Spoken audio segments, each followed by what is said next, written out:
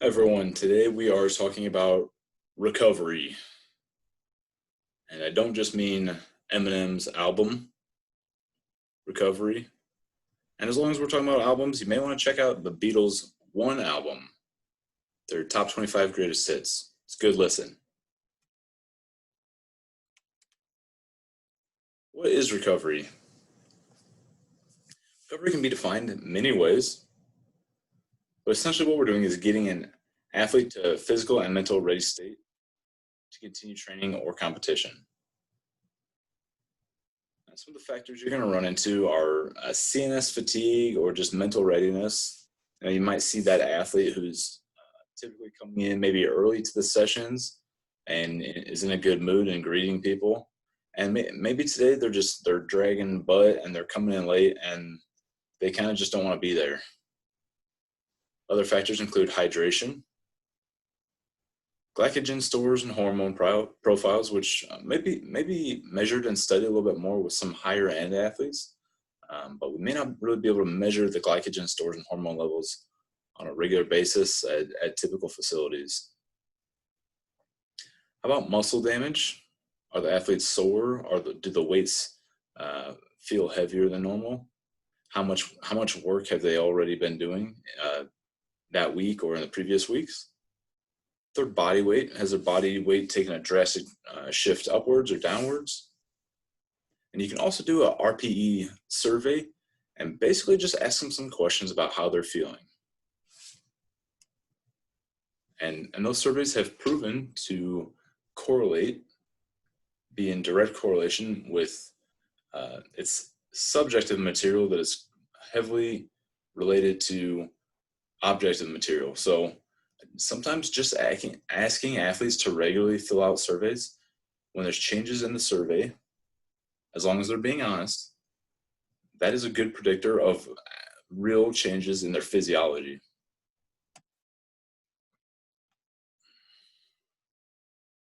Let's go back to our general adaptation syndrome for just a moment. And let's remember our three phases: the alarm phase, resistance phase, and exhaustion phase.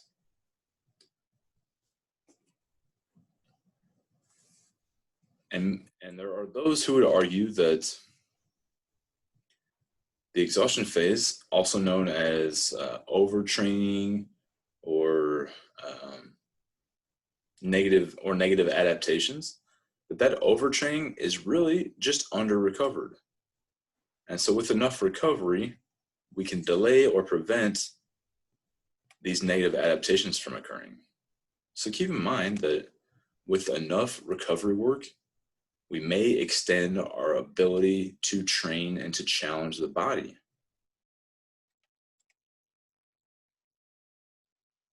Let's talk more about that third phase of the general adaptation syndrome, the exhaustion phase.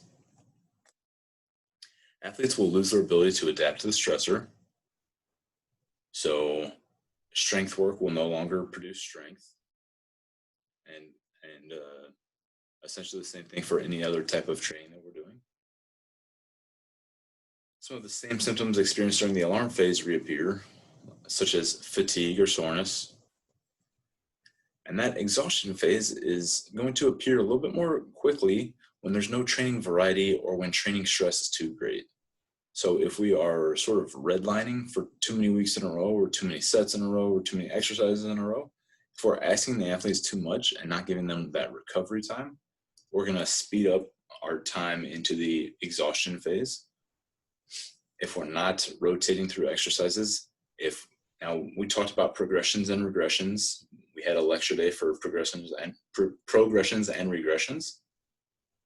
Now, if we're not progressing exercises or regressing them, or maybe there's not necessarily a progression or a regression of any sort, but if we're going several months in a row without rotating exercises, then the wear and the tear on the central nervous system and the joints and the muscles and the connective tissues can sometimes become too much, and it can boost training stress and injuries. Non-training stress can also contribute, and we've talked about this before. If you look back to our stress management discussion, Some of the things that we talk about are like for collegiate athletes, like a midterms week or a finals week, causing a big spike in student athlete injuries. And other things can cause that stress as well, whether it's relationships, money issues, just low sleep, whatever it is. So with enough recovery work, combined with some intelligent training, we may be able to avoid that exhaustion phase. And that's really what we're going for. If we can, we want to train hard enough to cause this exhaustion phase at some point, but because we're training intelligently, we're not going to go there. We're not going to go into the exhaustion phase too quickly. And with enough recovery work, we may actually be able to spend more time in that resistance phase or super compensation.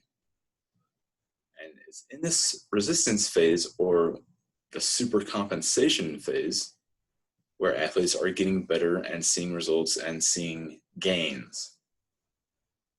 So keep in mind that it's a combination of intelligent training as well as the application and investment in time of recovery training that will help us go to that sort of promised land of super compensation without falling into the exhaustion phase. And if you've been around athletics or training athletes for a long time, or really even a short time, you may be able to think of several stories where an athlete peaks or does something better than they've ever done it before, and then almost immediately afterwards gets injured. So think about an individual, and I've seen it several times, that an individual will come into the weight room and bench or squat a new weight, and then the following week they have a soft tissue injury out on the practice court or on the field.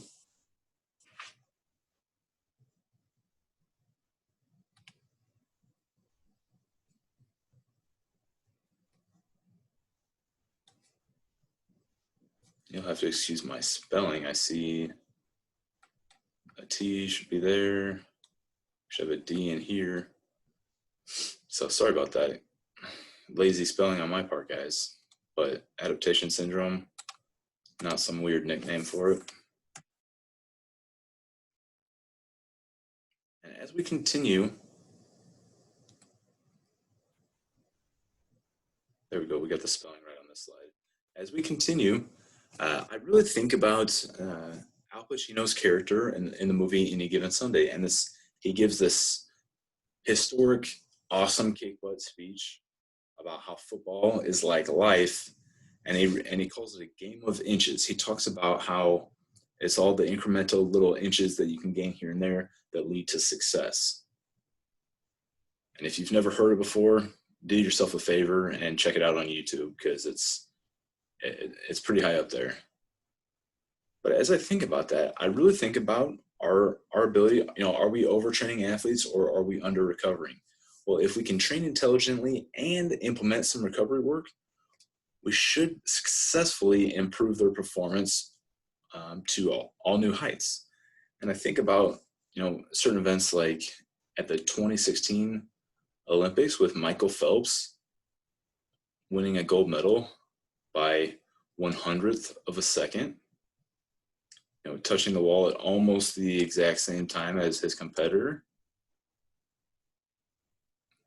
Somewhere along the line, one of them trained a little bit harder and was able to recover, and they showed up and they were just as small a measurement, as they even really look at. That's what it took for him to win. So on top of him being a genetic freak and a hard worker and all these other things, somewhere along the line, his recovery was successful enough to lead him to success.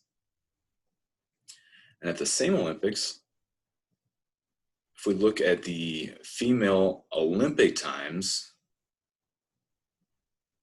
what do we have? The top handful of runners all finished in the same minute.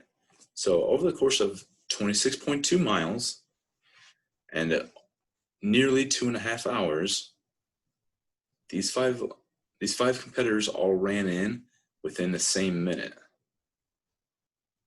And that makes it seem as if they're, over that amount of time and effort, that's extremely close. That's such a narrow margin. Is that, it really makes me think of that speech that Al Pacino gives, where he's talking about the game of inches. And I think when we're talking about recovery, that's really what we're looking at. Is we're looking at how to gain that extra inch on every day of training, and how to spare our athletes as much as possible. So this recovery work that we might be able to implement with our athletes and educate them on, it makes a big difference. If we look back at our marathon results down here, which is also misspelled, sorry about that. I'll go back and adjust that. But as we're looking at our marathon results, the 2 gals that don't even get to stand on the podium are only they're less than 20 seconds away from being on the podium. After almost 2.5 hours of effort, it comes down to 20-second difference. That's close.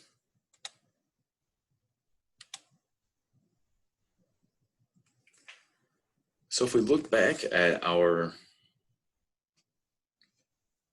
states and levels of readiness and recovery, one of our biggest, if not our very biggest factor in recovery is going to be our nervous system. And when we look at the autonomic nervous system, or the ANS, we're going to see that the ANS can be driven to a sympathetic state of stress or fight or flight, or to a parasympathetic state of rest and digest. And for our athletes to go out and perform their best, they want to spend as little time in that fight or flight response as possible, because there's a lot of adrenaline pumping, there's high levels of cortisol. This is not conducive with recovery. In fact, as I understand it, when individuals take anabolic steroids, one of the things that it does for them is it actually helps shift them into a parasympathetic state. So your ability to get into a parasympathetic state when you're not training may have incredible benefits on your ability to grow muscle, lose fat, sleep well at night, have a healthy heart. And speaking of your heart, we know that there's the heart rate variability. And with heart rate variability, what we're looking at is we're measuring not necessarily just beats per minute, but the firing patterns of the different chambers of the heart and the efficiency in which they shuttle blood into the blood vessels, into the cardiovascular system, excuse me. And when an individual is not stressed and they are in that rest and digest response, or the parasympathetic state, they will have high heart rate variability. Their heart will adapt to the imposed demands. So if they walk up the stairs, or if there's a knock at the door in the middle of the night, their heart is going to do something a little bit different. When we're highly stressed and we have low heart rate variability, that heart becomes just robotic and mechanical, and just has the same firing pattern over and over and over again. And this is a really good indicator for what kind of state our nervous system is in. Now, measuring heart rate variability can get expensive, and you might need some more complex software or equipment, such as the Omega Wave. But there are some simpler, easy ways that we can also measure and test an individual's current neurological state.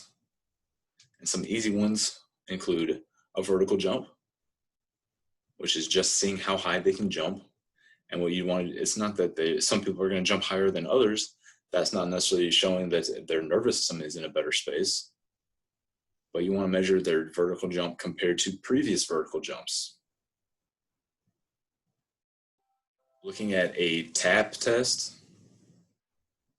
On the TAP test, you may give the athlete 5 seconds or 10 seconds to tap on a cell phone pad or take a pencil and to make little dots on a sheet of paper as many times as they can in 2, 5, 10 seconds. And that can be an indicator of the nervous system's ability to fire and relax and fire and relax as quickly as possible. And it can be graded, again, not necessarily against one athlete versus another, but just to an athlete's previous tests. Another one would be grip strength. This is one of the best and also one of the easiest to measure. So you can do grip strength on a grip dynamometer, which is just a pneumatic device that you squeeze and it measures the pressure that you produce. I remember going to a conference and listening to a coach talk about handshakes from his athletes. And this could mean several things.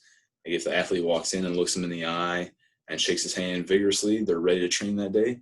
Whereas if they come in and they give him some kind of soft, like dead fish kind of handshake, he knows that they're neurologically not in a great space. You can also do bar hangs just to see how long an athlete is able to hang from a bar.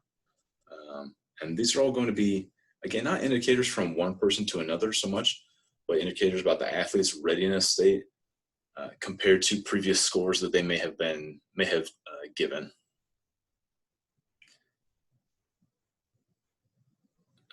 Along with that tap test / kind of grip strength, you can also give them 3 opportunities to start and stop a stopwatch. And then you would take the cumulative time that the 3 starts and stops accrue. And I've seen that done as well. Or you can get rid of all of this physical testing and you can let them subjectively do their best to not be subjective and be objective about how they're feeling. So a 10-question questionnaire, maybe looking over their recent sleep habits, what kind of mood they're in, how excited they are to perform, how well they think they're going to perform. Some simple questions like that. And, you take 10 questions and you put on a scale of 1 to 10, and then a perfect score would be 100. And you could score, if they come in and they're constantly giving you like a 70, and then one day they come in and they're at 50, something's wrong. And then same thing, if somebody's constantly at 90 and they go to 70, and vice versa, or if they go up an extra 5 points, then they might be in a really, it's not all negative. If they are up above higher than normal, maybe they're in a good neurological state that day and they're ready to perform better than ever.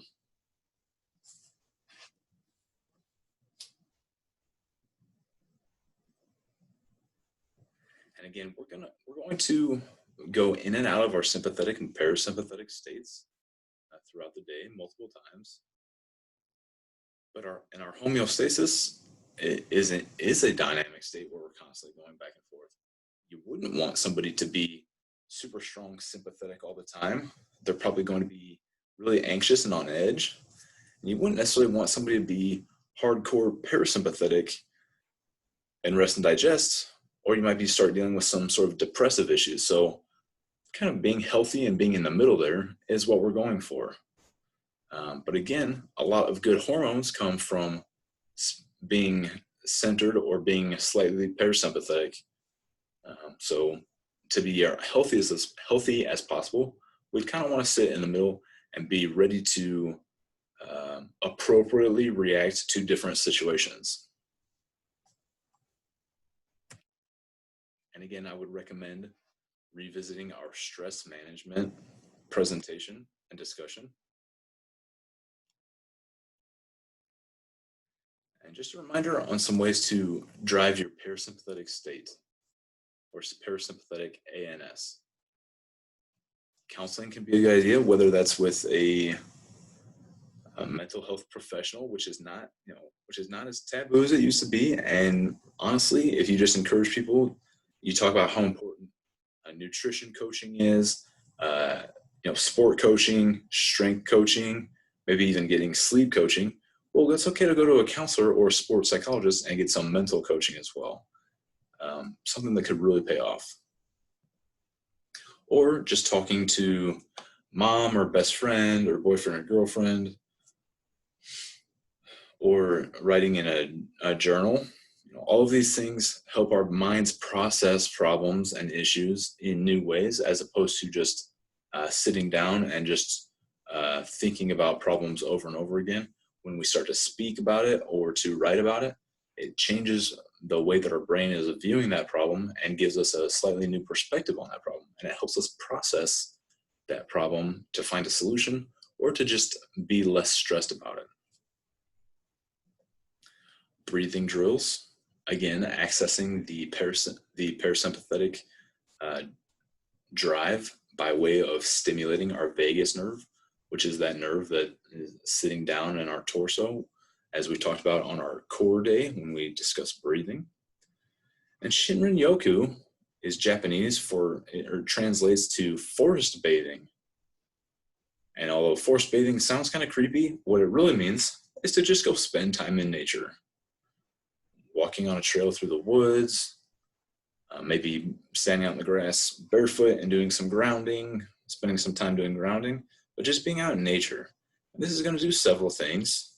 It's going to likely boost some relaxing movement. It's going to boost some quiet time. It's going to boost exposure to sunlight. So if we need more vitamin D in our blood levels, it might help there. And there's also some theories about the oils and some chemicals that the plants are going to release, which are good for us. And sometimes we just need to be mindful. So maybe just a quiet walk in the woods, away from loud music or other parties trying to have conversations with us.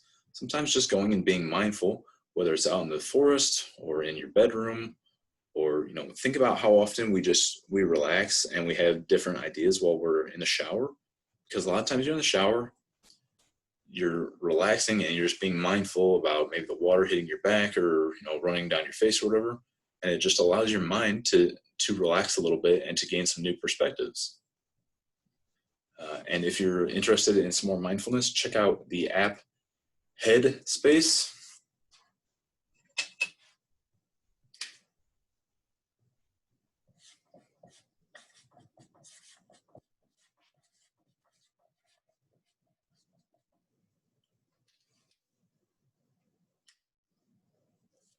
I know, I could work on the handwriting, but that's Headspace. So that app Headspace, they've got free episodes. They're about 10 minutes long, so it's not some big 1 hour investment of your time. And they work great. I like them. I've recommended them to other parties, and I've gotten basically like 99% positive feedback. As far as hydration goes, it's pretty simple. You can check body weight on a regular basis. If you see a big decrease in body, or a rapid decrease in body weight, we can usually assume that that's due to dehydration. And if that's occurring during high training times, such as 2-a-days for sport practice or during a tournament, that's something to worry about and basically recognize that it's probably from dehydration. Doing a color check. So what does the urine look like? So that little chart on the right, just seeing that 1, 2, and 3, the 3 sort of little color brackets above the red line, that kind of shows that the urine is rather clear and is not carrying a heavy amount of vitamins or minerals or proteins in it. Once our urine gets below the red line and becomes richer and darker, that's an indication that the athlete is becoming dehydrated.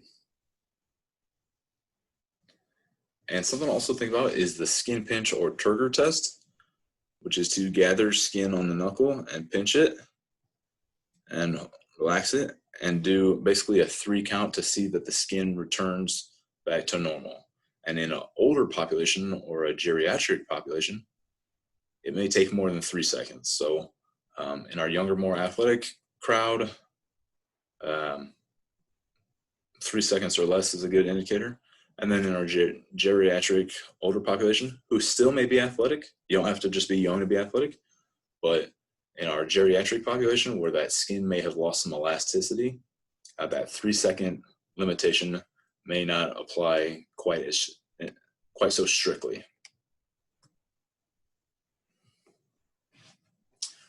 muscle damage and glycogen stores, blood sugar levels. This is going to require some very specific testing equipment, or sort of rely on logic. Ask lots of questions about how they're feeling, how much they've been eating, look at their training schedule, and just be aware of any risks for acute overtraining.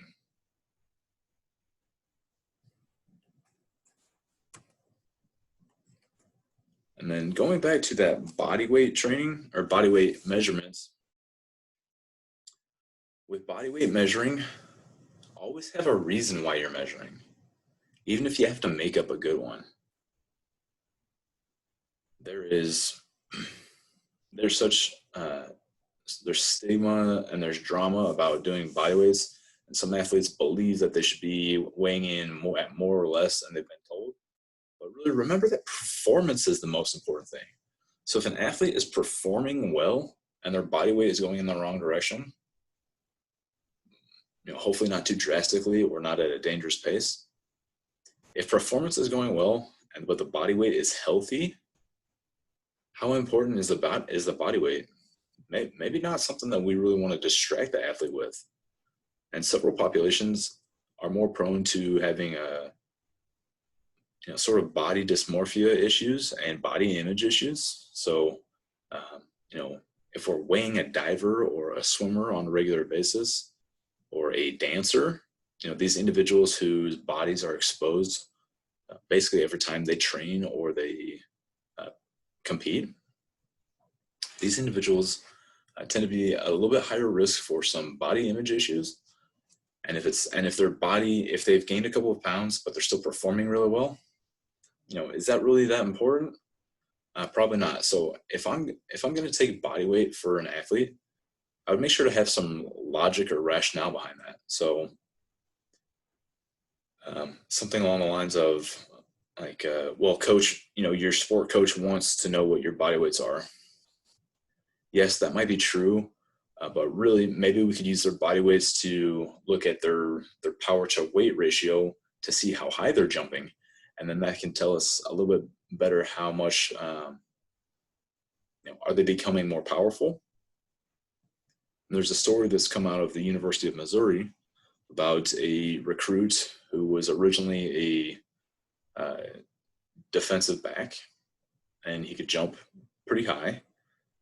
But as he started weight training a little bit more, and he started gaining some weight, they moved him to a D end, and he kept getting stronger and he kept gaining weight, and he wasn't jumping as high. His jump kept going down, but he kept gaining weight and getting stronger. And eventually they moved him from D end to D tackle. Well, by this point, he's got a completely different, look to him, a different body type, and he's not jumping anywhere near as high. And one of the coaches is concerned that he's not as powerful, he's not jumping as high. But when they do the math, the performance coach was able to show that because he's gained so much weight, even though he's not jumping as high, he's actually producing significantly more power output or wattage. So, sometimes you have to kind of do a little bit of digging deep, that those surface results are not actually an indicator of what's going on with the athleticism or the physical abilities. So if you're going to take someone's body weights, there's a good time to do it, such as during preseason or training camp, just to measure and watch for dehydration. But if you're doing it on a regular basis, have a reason why. Have something to defend against athletes who are maybe concerned about it, or take their weights and don't tell them what it is. They don't always have to know if it's something that's going to cause them stress, and you feel it's necessary and important to take their body weights. That may be the route to go.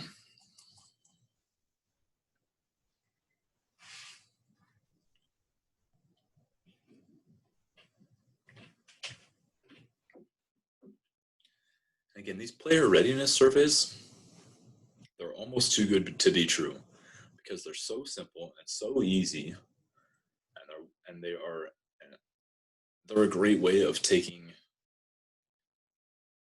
objective recordings of so many different factors as possible. And it's quick and it's cheap. You can use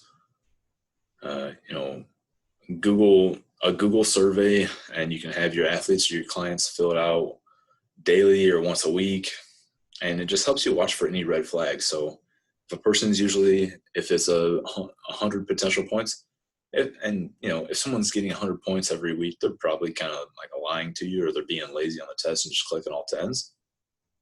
But if someone's an average of like 77 points and all of a sudden they're down to like 50 points, it's probably a good indicator that they're having a bad week. Something's going on that requires conversation or intervention.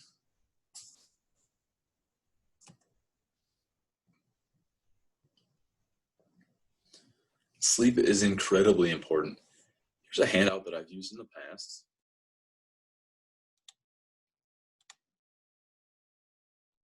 Just in an effort to get some quick and easy sleep advice to my athletes. Make it dark to sleep. Light suppresses melatonin, and melatonin helps you sleep. So avoiding electronics or bright lights right before going to sleep is going to help that melatonin come out in a natural state and produce sleep that comes to us quicker and a better quality of sleep throughout the night. And sleep research has shown time and time again that it's best to be a little bit cool. So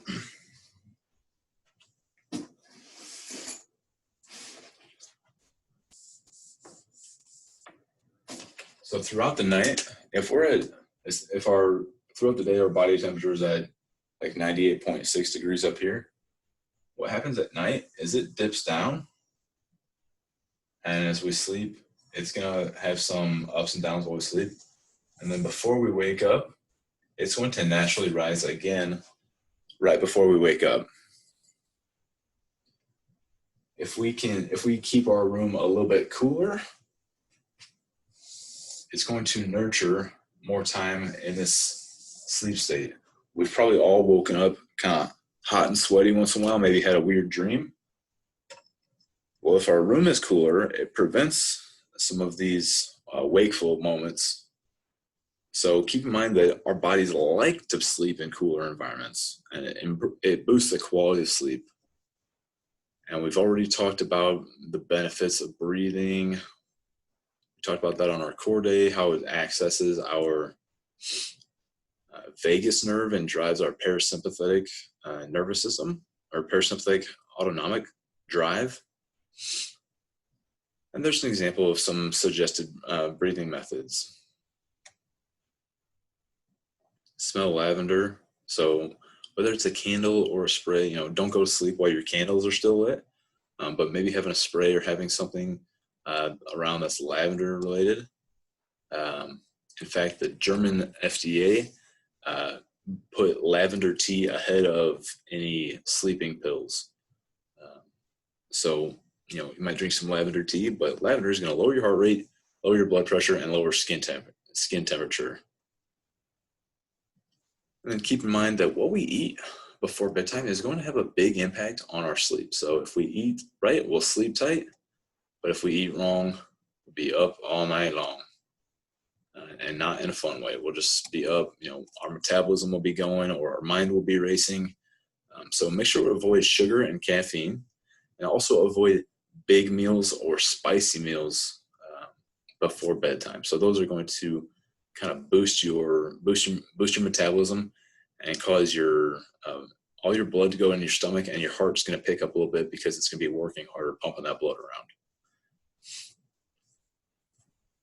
And here's sort of 3 categories of foods that you might want to include in some, not necessarily like a bedtime snack, but just eat them more later on in the day. So magnesium can be found in nuts, seeds, leafy greens, or bananas. There's also some ZMA supplements that many individuals like to employ. Vitamin B6 helps raise serotonin, which is beneficial for inducing sleep because serotonin becomes melatonin, and you can find that in fish, beans, and poultry. and tryptophan, which is sort of kind of famous for being in Thanksgiving turkey. And the kind of joke is that you're going to eat Thanksgiving dinner and then fall asleep. But it's in egg whites, seaweed, chickpeas, pumpkin seeds, and halibut. And sleep benefits include many things, including a better recovery from training and better grades in the classroom. I say sleep is probably the number one underrated factor of being an athlete. Awesome athletes sleep a lot. It's just proven. It's one of the biggest factors in changing your body and changing your mind and learning new habits and improving performance. And then as far as recovery methods go, also keep in mind that there's active recovery. So too often I see that athletes are tired and sore. And while I don't want them to go out and do some extra special like hard workout when they need to rest, the best rest is not necessarily just laying around playing video games or surfing social media. So go to sleep when you can. A normal person is going to want to sleep between 7 and 9 hours a day. And then just like we want to eat more when we're training more so that we don't lose weight, we want to sleep a little bit more when we're training more so that we can rebuild and recover from our training. So a young athlete who's training might be sleeping, instead of 7 to 9 hours a day, they might be sleeping more like 8 to 10 hours a day. And I understand, I'm told that LeBron James will try to get about 12 hours a day during season and during high times of training.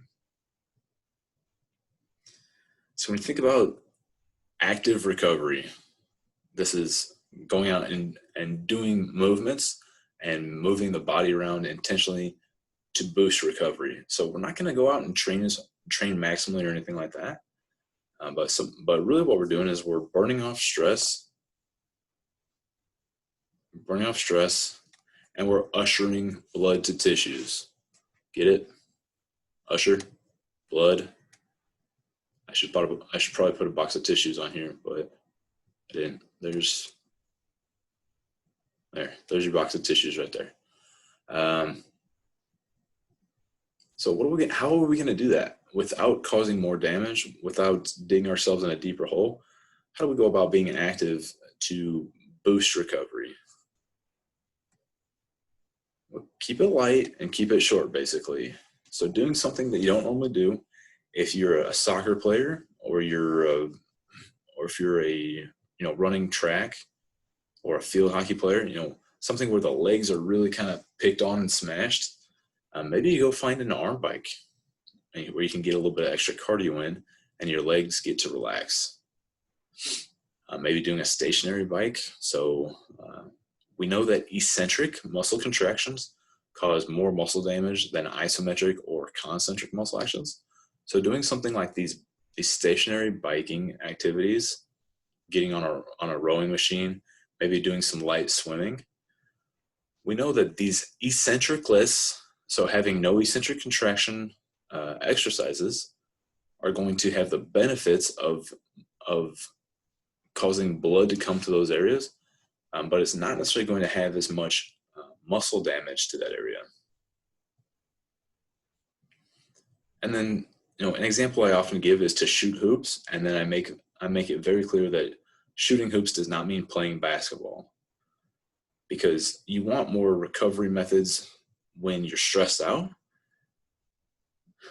And the goal is to go do something that's in a controlled state that you can feel your body when it's overworking, things like that. And there's two big downsides to playing basketball.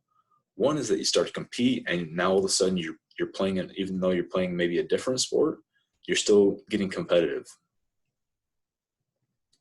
And two is that I've had a lot of athletes who come limping into the weight room, and I ask them what the heck happened, and they say they were playing basketball and that they tore their ACL or they rolled their ankle. So I'm not saying that you can't be a crossover athlete, but if you're in the middle of a sports season and maybe heading into some postseason and you're trying to compete and you're not a basketball player, maybe you don't need to go play competitive basketball. And maybe the crowd you're not playing with is very competitive. But just, going and running around, just something I've seen personally, I've seen quite a bit of. Some other ways we can do active recovery, or this is kind of be passive recovery, would be hydrotherapy. So going a 3-to-1 ratio of hot to cold, and you can do that in the shower. You can do that if you have access to hot and cold tubs. You can do the baths. Or if you're just on the couch at home and your hamstring is bothering you or your hip flexor is bothering you, you can do maybe microwave one of those rice packs to get it hot and set that on the tissue and let it sit there for 3 minutes or 6 minutes, and then do an ice pack for 1 or 2 minutes, depending on how that ratio of hot to cold is going. Static stretching. If we're just trying to get the muscle to recover and we're not trying to get it to change its resting length, we're not trying to change our flexibility. If we're just going for recovery stretching, I would say about 30 seconds. This is going to be enough to irritate the muscle and open it up and let blood come in. But if you want to actually change your resting length of that tissue and you're trying to change maybe some mobility or some flexibility issues, then I would say, based on Dr. Kelly Starrett's advice and also a couple of other sources that aren't coming to mind right now, make 2 minutes your minimal stretching time when you are performing static stretches. And if you're avoid doing long static stretches just before activity, especially with these 3 kind of hot zones that get injuries often.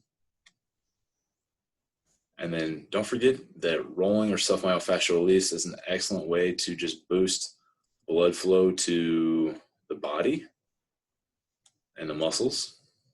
And just like think about that psychosomatic effect where mental stress can cause muscle tension. Well, when the muscles are fatigued or tense, if we relax those and take care of them, there's a reverse feedback loop where it helps the mind relax a little bit. Just like getting a massage feels good and it helps us, sometimes you want to fall asleep, or it just helps us kind of chill out.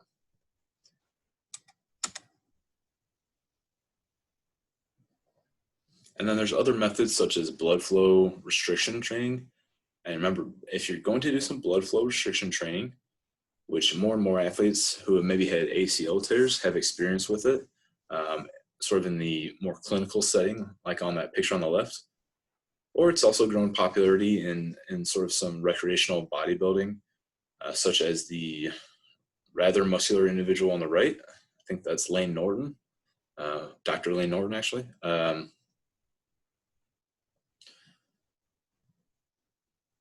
The benefit here is similar to that eccentric list training, is that we don't have to cause a lot of muscle damage to boost an accumulation of blood.